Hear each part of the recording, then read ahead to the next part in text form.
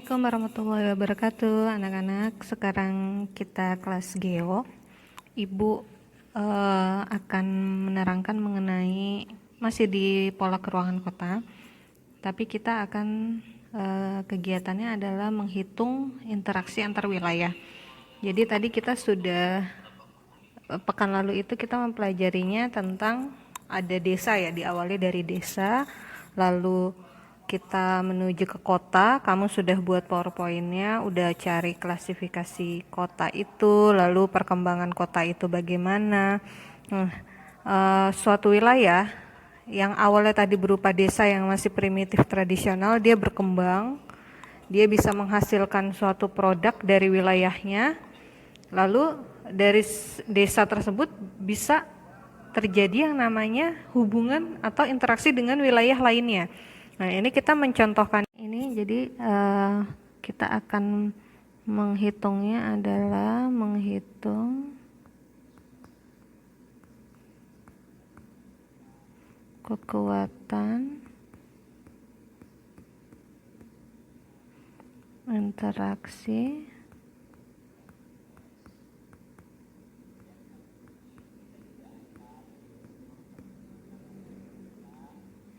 menghitung kekuatan interaksi yang pertama adalah kita menggunakan rumus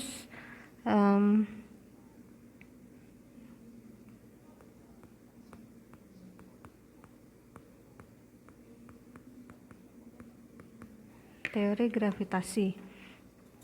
Nah, jadi teori gravitasi itu awalnya kan dari orang fisika yang namanya Isaac Newton itu, lalu ternyata sama ahli geografi namanya Rayleigh, dia bisa menghitung kekuatan interaksi suatu wilayah dengan kekuatan gravitasinya. Kekuatan gravitasi ini ternyata bukan dilihat dari berapa bobot gravitasinya di bumi gitu ya, tapi dari yang diukur adalah jumlah penduduk dan jarak antar wilayahnya. Jarak antara kedua wilayah tersebut dan jumlah penduduk yang menjadi acuan dari teori gravitasi ini. Rumusnya adalah, ini mungkin kamu udah pernah baca gitu di buku-buku kamu gitu ya. Tapi kan biar lebih jelas Ibu jelaskan, rumusnya adalah I12 sama dengan K kecil, K-nya itu konstanta, P1 dikali P2 dibagi DAB pangkat 2. Ini adalah teori gravitasi.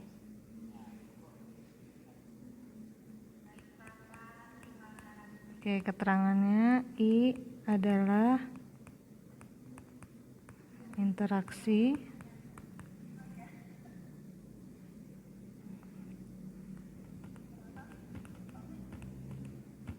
antara kota A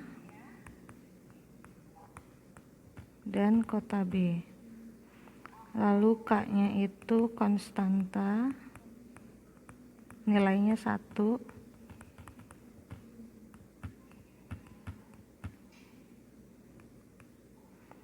P-nya P1 itu populasi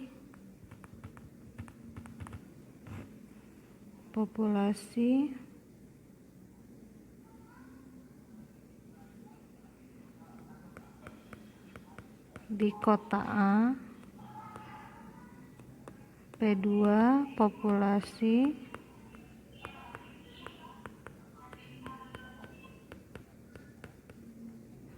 di kota B.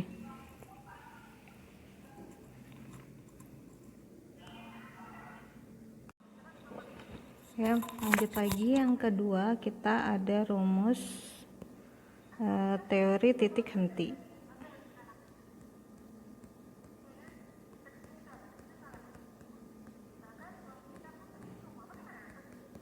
Nah, teori titik henti ini digunakan untuk kita bisa menentukan suatu pusat pelayanan itu cocoknya dibangunnya di mana di antara kedua kota. Jadi misalkan kamu seorang wali kota Misalkan di SimCity kamu seorang wali kota, terus ternyata kamu dapat masukan dari warga masyarakat yang kamu pimpin, Bu, Pak, kita butuh puskesmas nih, kita butuh pelayanan kesehatan di antara wilayah kita gitu. Enaknya puskesmas itu dibangunnya di mana ya? Nah, ini biasanya menggunakan rumus titik henti untuk bisa kita menentukan pusat pelayanannya itu dibangunnya di mana. Enggak cuman pelayanan kesehatan, bisa aja pasar, bisa aja sekolah, bisa juga kantor pos, kantor pemerintahan, balai kota, alun-alun, apa namanya, mall itu juga bisa, rumah sakit, toko buku itu juga bisa menggunakan rumus dari titik henti ini. Nah, syaratnya suatu wilayah itu bisa kita hitung teori titik hentinya itu syaratnya itu ada 4. Oke. Syarat teori ini bisa digunakan ya. Teori ini bisa digunakan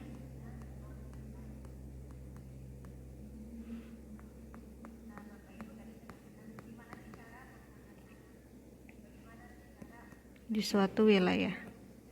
Yang pertama itu keadaan ekonomi penduduknya harus sama. Keadaan ekonomi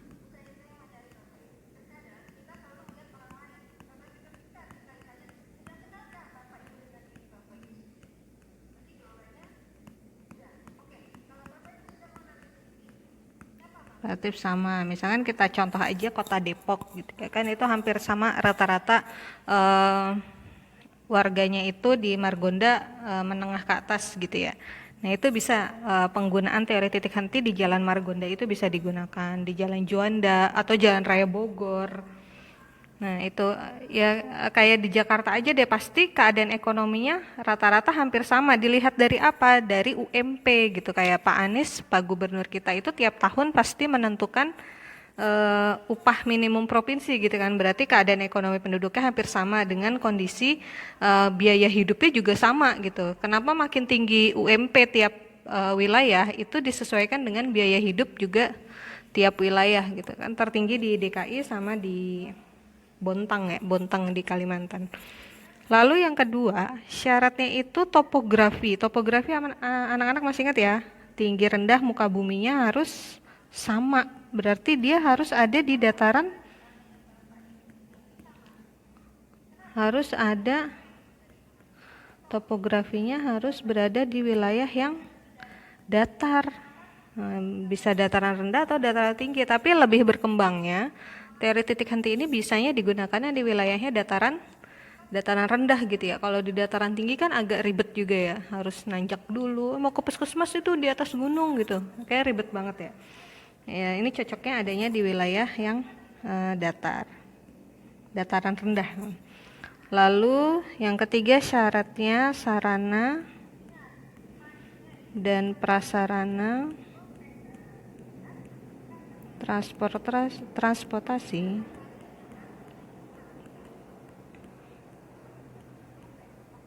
memadai. Oke, jadi jalannya ada, haltenya ada, SPBU-nya ada, angkotnya banyak. Selain angkot ada apa lagi? Oh, ada beca, ada bemo juga misalkan, lengkap kayak di Jakarta, ditambah ada busway, ada LRT, ada MRT, segala, ada ojek online, itu bisa digunakan penggunaan teori titik henti ini. Yang keempat itu adalah daya beli masyarakatnya sama. Daya beli masyarakat sama. Jadi tadi yang terkait dengan UMP gitu kan, karena UMP-nya sama, maka daya beli masyarakatnya juga sama gitu. Kita ambil di daerah Jonggol, terdekat dari Jakarta ada Jonggol.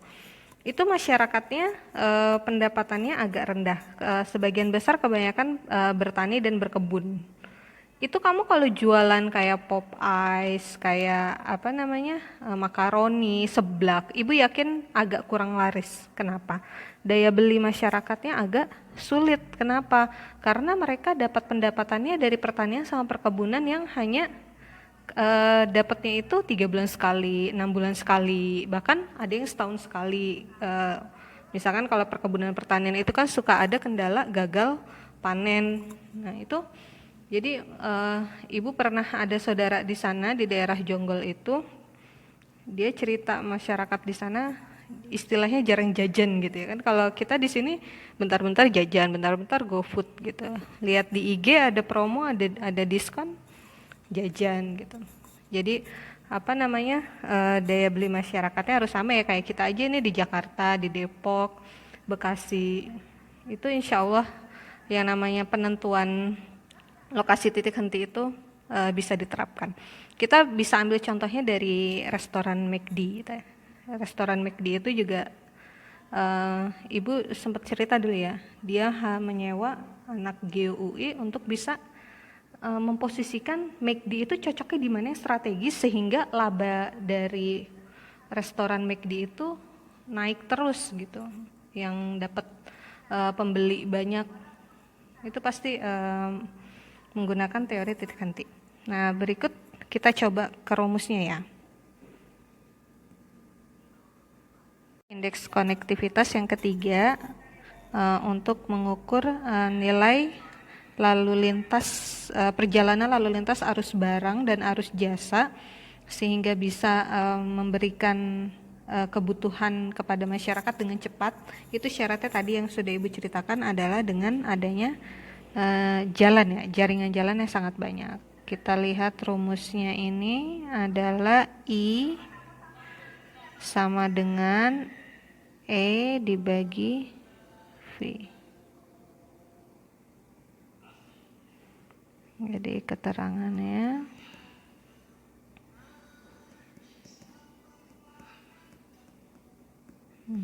indeks connect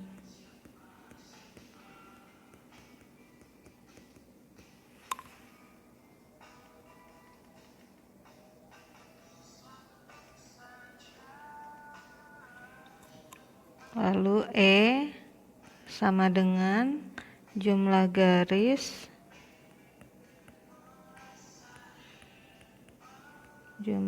atau jaringan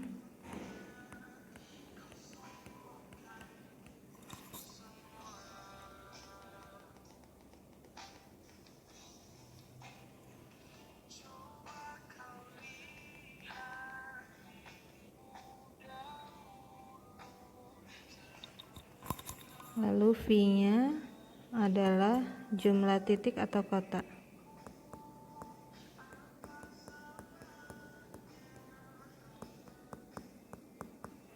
Anak-anak maaf ya ada backsoundnya ini, ibu lagi ikut pelatihan jadi ada ice breakingnya dengerin lagu, jadi mohon maaf ada backsound lagu ya. Jadi ini rumusnya I dibagi V ya. Lalu coba kita pakai soal latihan soal, yaitu diketahui ada gambarnya seperti ini yang ibu warnain adalah titik kotanya, ada garis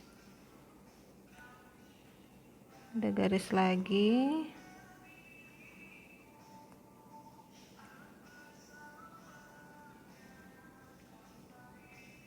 oke. Jadi ada gambar seperti ini yang ibu bulet-buletin ungu ini adalah kotaknya, kalau yang garisnya adalah jalan. Nah, yang ditanya berapa nilai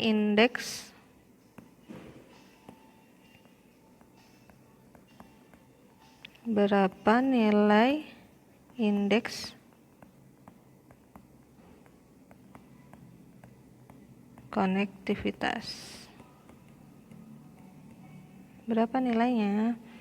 Sudah, kita coba masukkan ke rumus, yaitu I sama dengan E per V.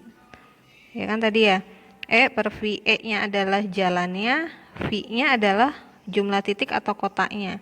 Oke, jalannya ada berapa? Coba kita hitung. 1, 2, 3, 4. Jalannya ada 4, dibagi kotaknya ada berapa? 1, 2, 3, 4. Jalan dan kota sama-sama ada 4 nilainya, maka nilai dari indeks konektivitas adalah 1. Jadi karena sama-sama nilainya 1 gitu ya, maka kekuatan interaksi antara wilayah-wilayahnya bernilai 1 gitu. Sebenarnya dari kota 2 ke kota 4, ini kota 4, ini kota 2, bisa berinteraksi kan? Karena nggak ada jalan, dari kota 4 mau ke kota 2 harus ke kota 3. Ke kota 3 dulu, baru ke kota 2.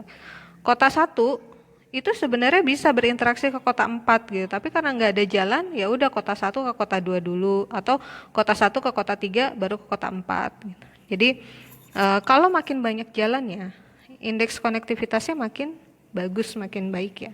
Nah, itu untuk 3 rumus untuk menentukan kekuatan interaksi antara wilayah-wilayah, antara kota, antara desa dengan desa, kota dengan kota, kecamatan dengan kecamatan, provinsi dengan provinsi.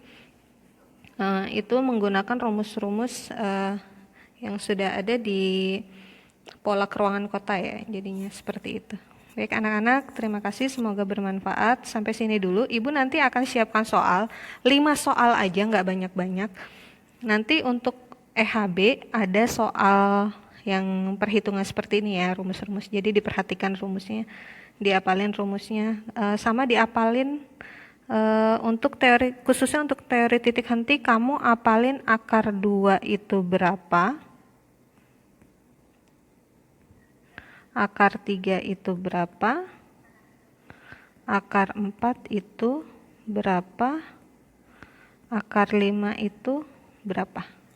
Nah, jadi kamu hafalin, kan kalau yang titik henti tadi ada akarnya gitu ya, ada menghitung akar. Jadi kamu tinggal hafalin aja akar 2 berapa, 3 berapa. Jadi pas lagi udah perhitungan pembagian antara penduduk A dibagi penduduk B, udah ketahuan nilai akarnya. Seperti itu anak-anak ya. Terima kasih banyak semuanya, tetap semangat. Silakan salat zuhur dulu. Kita tutup dengan membaca hamdalah, subhanakallahumma wa bihamdika asyhadu alla ilaha illa anta astaghfiruka wa atubu ilaik. Terima kasih. Assalamualaikum warahmatullahi wabarakatuh.